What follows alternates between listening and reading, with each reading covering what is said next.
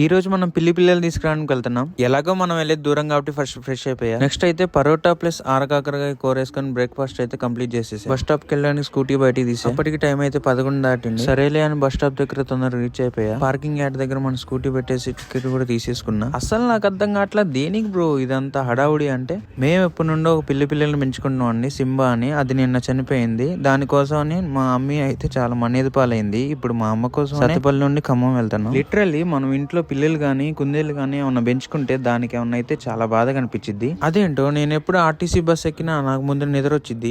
ఈ బాబు కూడా మన పార్టీ. జస్ట్ ఇప్పుడే కళ్ళు తెరిచి చూడగానే ఖమ్మంలో ఇక్కడ నేను జూడియో దగ్గర ఉన్నా. ఎక్కడికి రావాలండి లొకేషన్ పెట్టండి అని హోమ్ పెట్స్ వాళ్ళు కాల్ చేస్తే లేదు ముస్తఫా నగర్ అని చెప్పారు. మీకు ముస్తఫా నగర్ ఎక్కడో తెలిస్తే కామెంట్ చేయండి. ఫైనల్లీ మనం పిల్లల దగ్గరికి అయితే వచ్చేసాం. ఇక్కడ ఒకటి కాదు 7 ఉన్నాయి. ఏది తీసుకోవాలి అర్థం కావట్లేదు. అప్పటికి లంచ్ టైం అయింది. మాకు తెలిసిన సోనీ అని అక్క వాళ్ళు ఉన్నారు. వాళ్ళ ఇంటి దగ్గర లంచ్ తినేసా. పులిహోర అయితే బాగుంది. ఆ తర్వాత కొంతసేపు కారుతో ఆడుకున్న తర్వాత వద్దులే లక్కరాంగి బస్సు దొరికితే దొరకవు మళ్ళీ.